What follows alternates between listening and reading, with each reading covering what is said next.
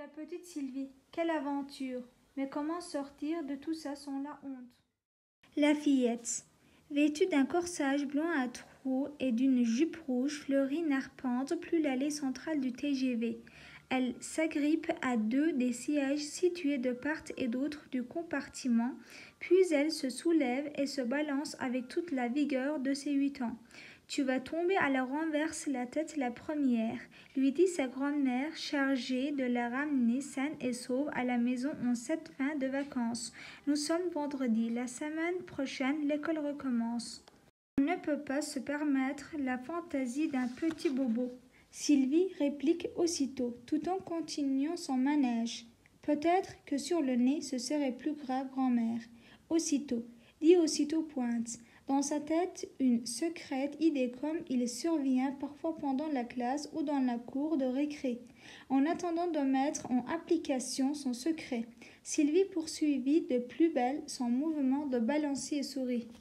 De toute façon, sa grand-mère n'insista pas, craignant la honte que pourrait lui donner sa petite fille devant tout le monde, tous ces messieurs et ces dames très bien, assis dans le TGV très bien. Sylvie pensait très fort et très secrètement que ce serait vraiment super de tomber à la renverse. Ce serait un accident beaucoup plus chic que de saigner du nez parce que ça. On peut y arriver durant les semaines normales, les semaines d'école. Ça n'est rien d'extraordinaire, il suffit de mettre la tête en l'air pour guérir. Un gros bisou par là-dessus et personne n'y pense plus. Au milieu du TGV, Sylvie remuait dans sa tête sa vie passée et future. Quel Bataclan! Bien sûr, elle était heureuse de retrouver ses parents. Bien sûr, elles allaient pleurer toutes les deux, sa mère et elle. Mais après, ça recommencerait. Fais pas ci, fais pas ça. Alors Sylvie tomba soudain en arrière, la tête la première, au beau milieu de cet exercice. Cela fit beaucoup plus de mal qu'elle n'aurait imaginé. Elle s'assura discrètement qu'aucun filet de sang ne coulait. Sylvie pensa que ce serait bien de ne plus bouger du tout. Elle interdit à tout son de sortir de sa bouche, elle ferma les yeux. Elle effaça les pleurs qui désiraient couler. Elle se dit que ce serait bien fait pour sa mère qui ne s'occupait que des bobos de son frère, bobos pourtant toujours superficiels et bien peu douloureux. Sylvie n'était pas une accidentée superficielle, elle était tombée dans les pommes. L'expression lui vint subitement et la fit sourire intérieurement. Sa grand-mère, affolée, cria aussitôt, se leva et se précipita sur elle en criant, toujours demandant de l'aide. Joël, le petit frère, criait aussi, mais il semblait penser à autre chose puisque Sylvie comprenait qu'il demandait « Où est le Père Noël? Où est le Père Noël ?» Cette demande n'arrangeait pas du tout la situation. Le grand-père pensait qu'il y avait déjà assez de monde à crier. Il se contenta d'aller à l'avant du compartiment pour tirer la sonnette d'alarme. Le contrôleur, à moitié endormi, qui était passé peu de temps auparavant et n'avait rien remarqué, sursauta sur son siège en entendant le signal.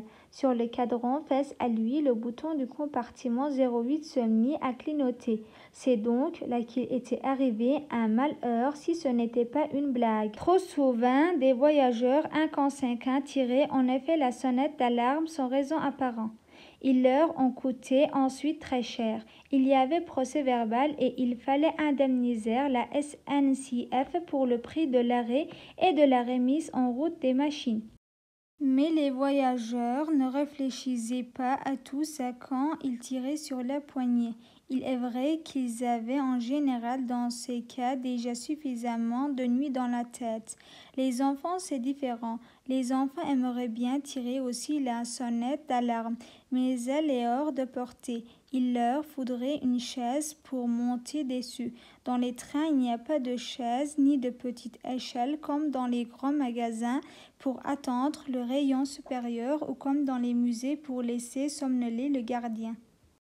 Ici, le contrôleur somnole dans un compartiment réservé à ceux-là où il conserve aussi tous ses billets et ses machines à trous et ses casquettes. Avant même que le convoi ne soit immobilisé, le contrôleur, pestant et espérant à moitié une fausse alerte, était déjà au pied de la fillette qui ne bougeait toujours pas. Le contrôleur 6704 avait suivi un entraînement de secouriste comme tous les contrôleurs. Il prit le pouls de l'enfant, lui regarda le fond de l'œil et fut surprise de constater un état apparemment anodin sur le plan médical, qui contrastait avec l'immobilité totale dont faisait preuve la fillette et qui, elle, correspondait à un état comateux.